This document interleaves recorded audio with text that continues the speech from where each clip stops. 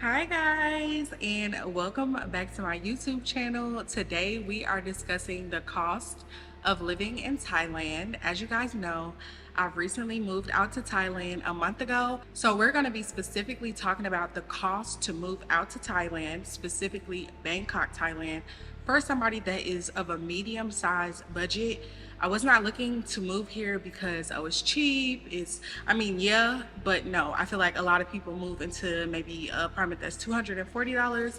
If you watch my apartment tour, you know that my apartment is less than $1,000, but it's not, $200 or anything like that. So if you haven't seen my apartment tour, go ahead and check that out. But we're gonna get right into the expenses. If you are new to my channel, do not forget to subscribe, and yeah, let's get right into it. Every night fucks every day up.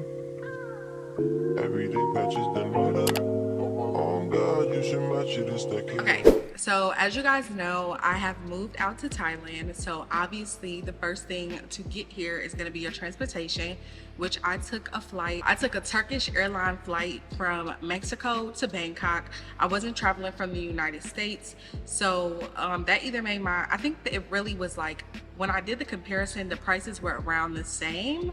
Yeah, so I don't think that it made my cost higher or lower.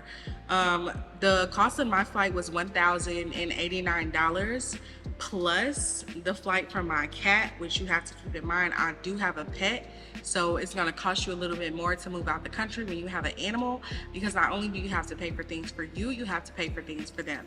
So my pet flight was $370, and then plus I paid for my seat. Total for my flight with me and the cat and the seat was $1,494. So we're already starting with a big chunk of change right off the bat with flight. And obviously you have to buy snacks on the flight. You don't have to, but we got denied boarding, so I ended up having to spend more money, that was in my budget to spend, because we were in the airport for 12 hours longer than we should have been, and I needed to eat and do the things that I needed to do. I needed to drink. I was very dehydrated, so it cost me a little bit of money. I might have spent like $45 in the airport.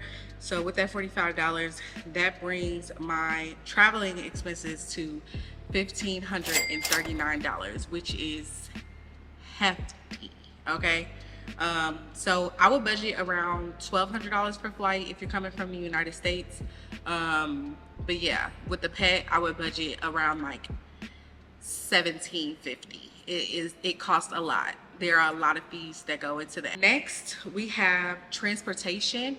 So transportation, I got a ride from the airport to my Airbnb, a ride to my dream apartment, a ride back from the apartment viewing, a ride to my second Airbnb, a ride back from my second Airbnb. I got a motorbike to the mall. I got a motorbike home from the mall. I got a ride from the grocery store. I went to immigration. I had to pay a toll, and then I came from immigration, and then I had to pay another toll. Traveling those 10 times, I only spent $69.26, which honestly is not a lot at all. I think that's pretty good considering that's 10 rides, and that could be one ride from the airport in most countries, and especially in the United States and Mexico. So already with transportation, I was feeling, like it might not be too bad, maybe. Next, we're gonna do groceries. Pretty much I packed in 7-Eleven and groceries together, because 7-Eleven is like a mini market, so it's a convenience store. I count that as grocery shopping. I don't count that with my food deliveries, but I do separate the two, because groceries I feel like are more of a necessities, and ordering food is kind of just like, yeah. So for groceries, I went to 7-Eleven 1, 2, 3, 4, 5, 6, 7, 8, 9, 10, 11 times, and I went to the grocery store 3 times, and I spent a total of $277.36. My average order at 7-Eleven is about $10 or $11, and then my biggest order from the grocery store was $123, and I put a video of that grocery order on my Instagram. So if you follow me on Instagram and you're following my Living in Thailand series, you can see like about how much stuff cost me, because I pretty much am very detailed with that. If you want like the details and like showing what I'm spending my money on, you definitely want to check me out on Instagram and TikTok. The next thing we have is the money that I spent on food. So I order food every single day. There might be 2 days on here where I didn't like actually order food, and that's probably because the day before I ordered food twice, so I probably had some left over. The average of my food order is less than $10, and honestly it's like closer to $6. The average will probably be around $6 or $7. That's as much as I spend, and I'm talking about a lot of food. I mean, enough for 2 meals at least. Sometimes not. You can't order food that's like a little bit more Americanized, and it's gonna cost more. I am an American food eater. I'm not really a cultured food eater. I've never been in America either, so I definitely need to find my flow or try out Thai food and just try it, because I'm gonna end up spending more money if I don't try the food here, because I'm paying more for American food. But it's still not expensive, so I kind of don't care, but I should just try it, you know. But we're gonna get into that. We're gonna get into trying Thai food. I'll make it a vlog actually. So yeah, I went to grab, hold on y'all, 1 2 3 4 5 6 7 8 9 10 11 12 13 14 15 16 17 18 19 20 21 22 23 24 25 26 27 28 29 30 31. Okay, I ordered food 31 times. I ordered food 31 times. I went to the mall, the food mall, and I got food, chicken curry and rice. That was $7. And then I got food at immigration. That was $5. So all of that would be my like out to eat, my like ordering food budget. And I spent $236. Now, mind you, I ordered food over 20 times.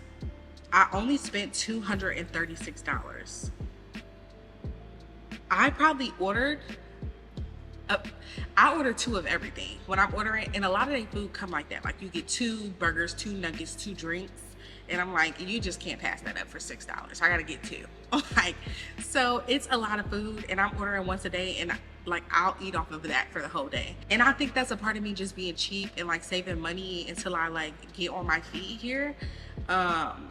But yeah, it still doesn't cost that much. $236.84 for food is not bad. So when you put that with groceries, it's $277 and $236. So we're looking at about $600. And I feel like for food for the month, $600 is not bad. I'm talking about grocery shopping and ordering food. $600 for the month is not bad at all. Let's move on to pets. So obviously, like I said, we have the pet flight. In my expense sheet, his pet flight is just by itself. For people who don't have a pet, you can just remove this cost. So I did put pet all in one category, but I just wanted to speak on the flight cost and how much it cost. But this I separated. Okay, so my pet flight $370. Pet import fees was $1364. Now I paid in Mexico, but I'm not gonna count that. I'm gonna count that as Mexico's money. I'm just gonna count Thailand. I paid for him a pet litter box and litter. Delivered was $16.50. Pet food and toy delivered was $5.76. Cat litter, another cat litter, and a bed. If you guys see his little sofa, I'll insert a pic. That was $17.51. So for a total for him, I spent $423.41 on pet. Now remove the flight, and I only spent $53 on him, and that's really good considering I won't have to buy a litter box next month or a pet bed. So I expect to spend like $30 on him a month. We already did transportation, we did groceries, we did food, we did travel. Miscellaneous, I have a housekeeping tip. I gave her 100 Thai baht. That's $2.74. Security, they helped me get a bug out of my house. If you seen the video of me running from a flying roach that flew in my sliding door on the patio, I'm just gonna insert it.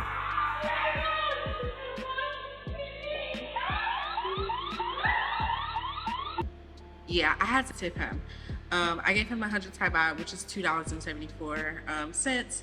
And then immigration visa, I had to extend my visa. And I know you guys want to talk about that topic a lot. I am going to make a video about all of that stuff.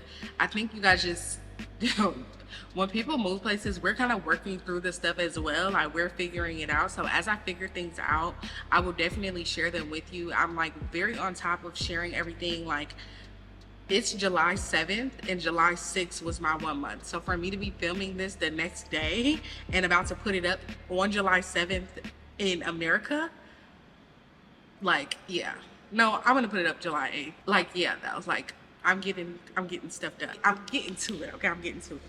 I extended my visa. That was 1,900 Thai baht, so that was $51.98. And then of course you have to pay the ATM fee to get the money out and all of that stuff. So those are things to consider. So speaking of fees, international fees come into play so much when you're swiping your card internationally. You definitely want to use your Wise card. I need to reload mine. I have just not been on top of my P's and Q's. And my Cash App card also doesn't charge me international fees that I know of. So I try to use my Cash App as much as I can. But on my Wells Fargo card, I do get international fees because I know that that's my account with all the money in it. I think I panic in public and I always use that card because I don't want to go check the other accounts. Like, I don't just keep money in my Cash App. So when I'm standing in front of a person, I don't want to go open my Cash App and see and then add. So I just use that other card, but I need to stop doing that. I'm talking myself through that right now.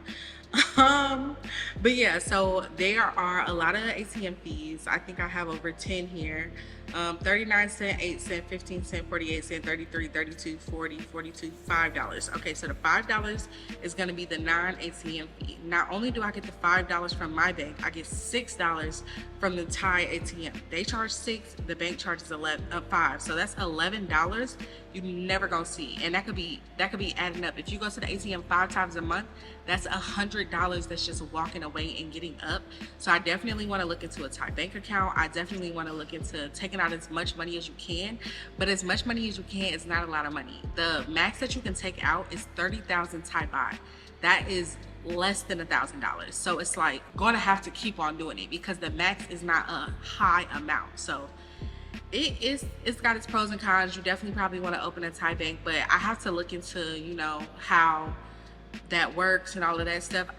Personally, I want a Chinese bank account. So if I could get a Chinese bank account and just like do that with less fees, I would probably be okay. For the total of that, I spent $32.50 on fees. So that's not a lot, but it does add up when it's just money that's just walking out of your account. You really have to consider it. I feel like people always brag on like how cheap it is to live out the country, but they also don't discuss those small costs. I talked about this in my cost of moving to Mexico video.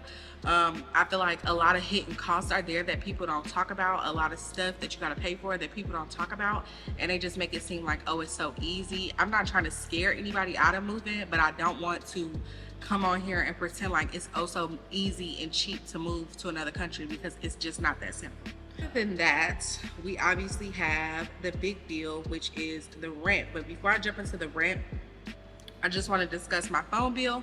So I do have $100 phone bill. It's more than $100. No, it's $100.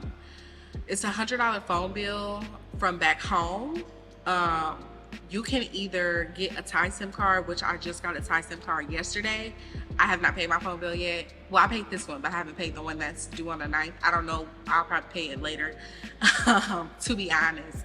But I just ended up switching to a Thai SIM card because it's like I'm paying $100 when I could get a plan that costs me $10 and have unlimited data, and you know, my phone always works versus it only working in some places. And my phone kind of pretty much works because I have a business line, but when I do business like flying back and forth to China and Vietnam and stuff, I will pay my T-Mobile phone bill because I do get their whatever service they have at home.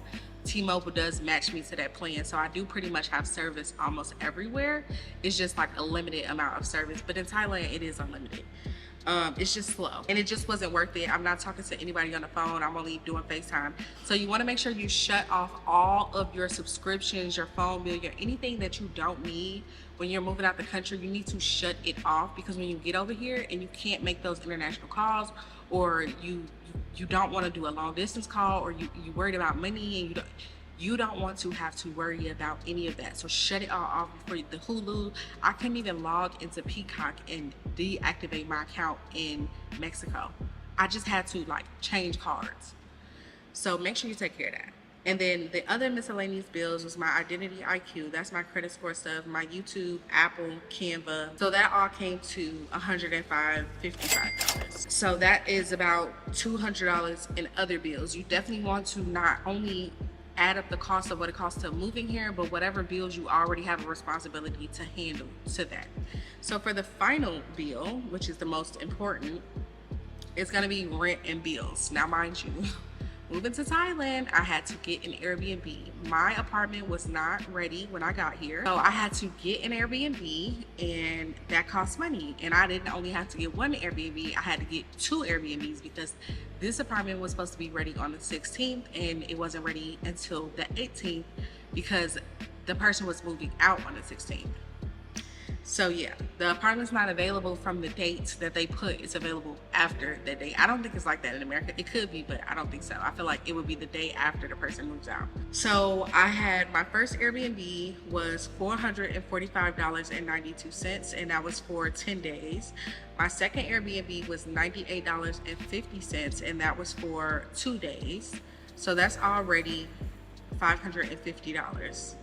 And then my June rent here was $986.30, and then my apartment deposit was $1,939, and this is in cash. So ATM fees, this is where the ATM fees came from. My electric bill, I got it yesterday. It says that it's like $50 or $42. I think it's $42, which isn't bad. I'm not gonna pay that whole thing because I was only here for 10 days of it. So I will have them pay their part. But for the water bill is $2.74. I'll pay that part. But the 50, I don't know, that sounds like a couple meals. So I don't know about it. So I will not be paying the $50 in whole. It should probably be like around $35. So I'm just gonna put $35 to that. So that brings my total for rents and utilities and bills, and I'm including the Airbnbs as rent, to $3,507. Now that is my LA rent, and I'm not making LA money right now. So I was taken aback. I was like, whoa. Like, I obviously came here unprepared. I mean, I was prepared, but I just my preparation is God. Let me put it like that. My preparation is God, but I'm truly a hustler, and I truly figure things out, and I always make it happen for myself. And I don't want to push the narrative that you should do the same. I think, like, if you know within yourself what you're capable of and you can do it and you know you will do it, then do it. But if you don't know, then I definitely wouldn't recommend, because it gets sticky, you know. But I always kind of just work through things and figure things out. This move was a big risk, but I knew what was going to come out of it. I knew that I would be successful here. I knew that I would change my whole life around, and that I would never have to need for anything again. So the struggles that I'm facing early on, I'm not, you know, upset about, or I'm not worried about, because one thing about me, I figure everything out and I will make something happen. And the total spent for fun was $0. We weren't having fun on our first one. I forgot to tell y'all about fun. We didn't have no fun, okay? No, but there was a lot of free stuff to do.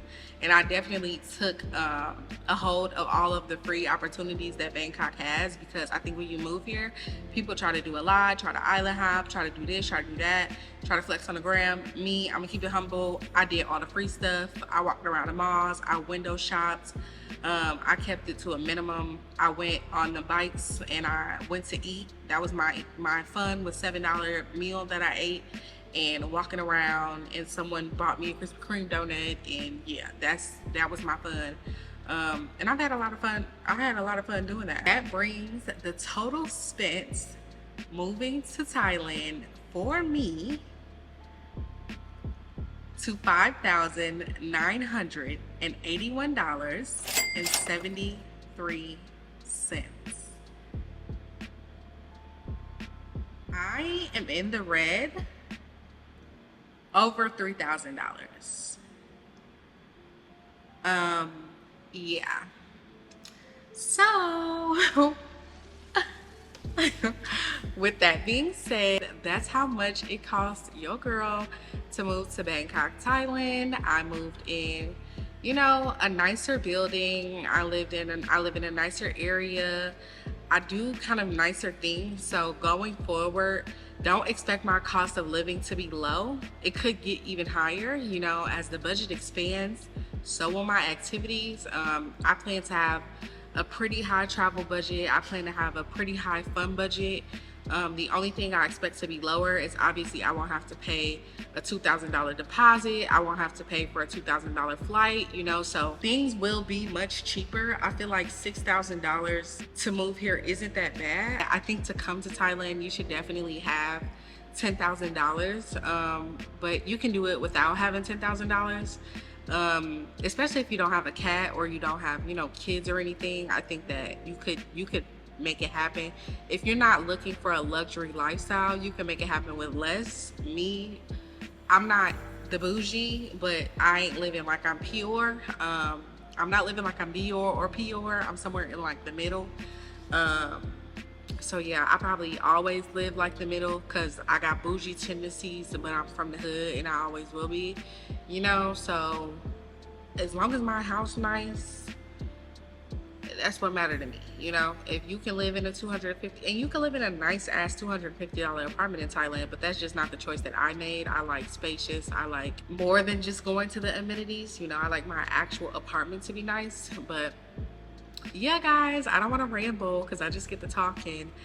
This was my cost of living video. Let me know any other questions you have in the comments, and I promise if you've already asked, I'm getting to it. I'm making a video for it. A lot of people ask me about the cost of living, and of course I'm on it, y'all. I'm on it, okay?